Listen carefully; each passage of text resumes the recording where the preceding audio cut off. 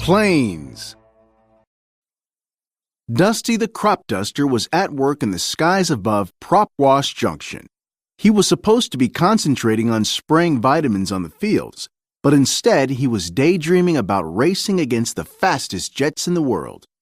It was Dusty's dream to enter the upcoming Wings Around the Globe rally. He believed if he practiced hard enough, his dream just might come true. After work each day, Dusty met up with his best friend, Chug the fuel truck. He was Dusty's flying coach, and Dusty needed as much practice time as he could get. "Okay, now let's try some tree-line moguls," Chug said one afternoon. The qualifying race was only a few days away. Dusty expertly dipped down and rose up over a line of trees. "That's how you do it," cheered Chug, until Dusty started leaking oil. Dusty went to Dottie, the local mechanic, for help. "Dusty, you're not built to race," Dottie said. She warned him that if he didn't stop flying so fast, he would break down and crash. Later, while Chug and Dusty watched a show about plane crashes, Chug suggested that Dusty get coaching help from Skipper. He was a legendary flight instructor who had flown missions with the Jolly Wrenches Squadron in the Navy. Skipper didn't fly anymore. Instead, Sparky the Tug pushed him everywhere. But Dusty agreed that Skipper might have some good advice. Dusty was nervous on the way to Skipper's hangar. Everyone knew the grumpy old warplane didn't like to be disturbed. "I was wondering if you would train me," Dusty said to Skipper. "Go home," Skipper growled. Then he slammed the door. Dusty went to the qualifying race for the Wings Around the Globe rally. To earn a spot in the rally, he would have to finish this race in the top 5. Dusty watched in awe as 3-time rally champion Ripslinger made a showy entrance with his teammates, Ned and Zed. It was obvious that Ripslinger loved the attention of the crowd. The race began. Dusty watched the first plane fly through the obstacle course of pylons. "That guy's good," he said. When it was Dusty's turn to try, Ripslinger made fun of him. "You've got to be kidding me," he said. "That farmer's going to race?" Soon the spectators were laughing at Dusty too. He tried hard to ignore them. This was his one chance to qualify for the rally. He had to stay focused. Dusty roared off the starting line and barreled toward the pylons. He flew much lower than any of the other planes, but he was fast.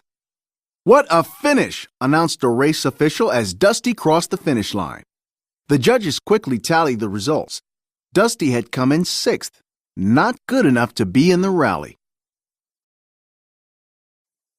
Back at home, Dusty put his dream of racing aside for a few sad days. Then a rally official arrived to tell him that the 5th-place racer had been disqualified for cheating. Dusty would be competing in the Wings Around the Globe rally after all. Skipper finally agreed to coach Dusty. The first thing he told Dusty was that he would have to fly above the clouds where the tailwinds could give him extra speed. "I'm afraid of heights," Dusty told him. So Skipper let Dusty fly low and race the shadow of a passenger plane that flew over Prop Wash Junction every day. Soon Dusty was flying to New York, where the first leg of the race would begin. All his idols were there, 21 of the fastest racing planes in the world. But they soon made it clear to Dusty that the rally was not a friendly competition. Bulldog, an English racing champion, told Dusty gruffly, "Every plane for himself." Then a plane wearing a mask and a cape roared in. "He's the indoor racing champion of all Mexico," Dusty exclaimed, recognizing El Chupacabra, and numero uno recording artist, telenovela star, and romance novelist, El Chu added. Unlike Bulldog, El Chu was friendly. "We will have many adventures," he promised Dusty. Soon enough, it was time for the race to begin. When the flag dropped, the competitors shot into the sky and headed across the North Atlantic, where they came across a freezing storm of snow and hail. The other racers flew above the bad weather, but Dusty's fear of heights kept him close to the sea. He was shivering with cold and dodging icebergs. The crop duster landed in Iceland hours after everyone else. Skipper told him over the radio, "You've got to try to fly higher." That night, the racers flew to Germany. Bulldog ran into trouble when he began to leak oil. "Mayday! Mayday! Mayday!" he radioed. "I'm blinded!" Dusty rushed to Bulldog's side and guided him through the rest of the flight, and even helped him make an emergency landing.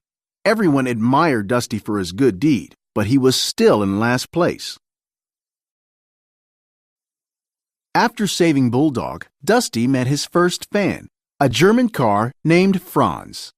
The little car could transform into a plane.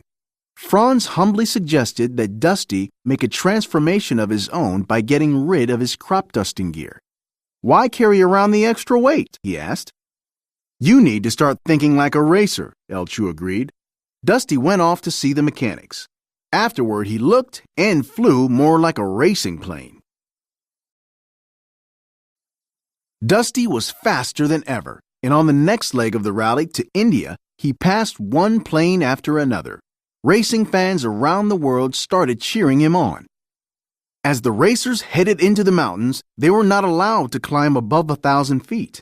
Dusty flew low and easily weaved through gorges and valleys. When the leg was over, he had moved all the way from last place to 8th. Ripslinger fumed as the press surrounded the racing newcomer. "Why are they wasting their time with him?" Rip wondered. "He's a tractor with wings." Meanwhile, reporters wanted to know where Dusty had learned to race. "From my coach, Skipper," Dusty replied. "He's the reason I'm even here. He's an amazing instructor, and I'm sure if he could, he'd be with us right now." Listening to Dusty back home, Skipper was inspired to do something he had not done in a very long time. Skipper made sure no one was around. Then he had Sparky push him out onto the runway. The old fighter took a deep breath and started his engine. Within seconds, the determination on Skipper's face changed to defeat. He shut down his engine and let Sparky take him back to the hangar. Before the next leg of the rally, Dusty radioed home for advice. He was going to be flying over the Himalayas, the tallest mountains in the world. "What if a guy wanted to fly through the mountains instead of over them?" he asked. "You can fly a whole lot higher than you think," Skipper encouraged him. But Dusty was not ready to overcome his fear. Luckily, a beautiful Indian racer named Ishani told him he could fly low by following the railroad tracks that ran through the mountains.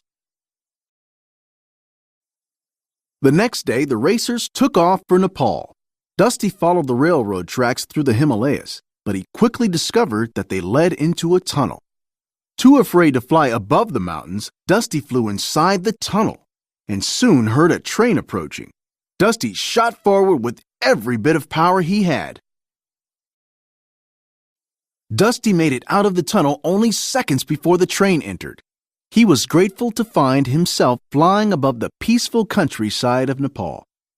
Soon he landed at an airfield by a monastery. "Welcome," said an official. "You're in first place." First place! Dusty couldn't believe it. When Ishani arrived, Dusty noticed that she had a new propeller that was just like Ripslinger's. Dusty was disappointed when he realized his friend had betrayed him. Meanwhile, Dusty's performance had made him a superstar. He had become the hero of working vehicles everywhere, making Ripslinger furious. The fans were rooting for Dusty as he flew the next leg of the race, from Nepal to Shanghai, China. After arriving in Shanghai, Dusty called Skipper and his friends back home. Next, he would be flying across the Pacific Ocean to Mexico. Skipper warned Dusty that it was monsoon season. "Be careful," he said, "and one more thing, I'm proud of you." That made Dusty feel great. In the morning, the racers took off and quickly left Dusty behind in the fog. Suddenly, Zed swooped down and broke off Dusty's antenna, stranding him over the ocean. Now Dusty had nothing to guide him. He spent hours flying aimlessly and using up all his fuel. Luckily, 2 Navy fighter jets, Echo and Bravo, appeared and guided him back to their aircraft carrier, the Dwight D. Fleisenhauer. That was Skipper's old ship. On board, Dusty saw a photo of Skipper on the Jolly Wrench's Wall of Fame. His coach had only one mission listed to his name. Dusty was confused. The way Skipper talked, it seemed as though he had flown lots of missions. Dusty radioed home and asked Skipper about what he'd seen. "It's true," Skipper admitted, but there was no time to explain. A storm was brewing, and Dusty had to leave right away if he wanted to stay in the race. Dusty was almost to Mexico when he crashed into the sea. "Mayday!" he called over the radio. A Mexican Navy helicopter scooped him out of the churning water just in time. Dusty's friends were there when the helicopter delivered him to the airport in Mexico. Despite his injuries, all Dusty cared about was knowing why Skipper had lied to him. Skipper explained that he had lost his entire squadron in a battle on his first and only mission. He hadn't flown again since then. Dusty was heartbroken and too busted up to finish the rally. Then El Chu appeared. "Dusty, I cannot bear the thought of competing without you," he said, giving his friend a pair of wings. The other racers felt the same way. They also gave Dusty parts to replace his broken ones. Ishani even gave him her new propeller. Fixed up, Dusty was more determined than ever to win. He took off last, but quickly caught up to Ripslinger over the desert in the final leg back to New York City. Ripslinger wanted Dusty out of the race once and for all. He closed in from above and forced Dusty toward the rocks. Suddenly, Skipper came roaring out of the sky and began to tangle with Ripslinger. Dusty couldn't believe Skipper was flying. Ripslinger tore up Skipper's tail with his propeller before zooming off. Dusty was worried about his coach, but Skipper just laughed. "Go get him," he ordered. Dusty caught up with Ripslinger, but he couldn't push past his rival. Then he gathered his courage, pulled up, and for the first time ever broke through the clouds. "Woo!" Dusty exclaimed as the tailwinds rocketed him forward. As Ripslinger approached the finish line, he tilted toward the reporters and smiled for the cameras. Dusty saw his chance, dived down, and swooped around Ripslinger for the win. Dusty landed to a cheering crowd. His friends were so proud. Dusty was grateful to all of them, especially Skipper, for helping him make his dream come true. He was truly a champion racer, and now the whole world knew it.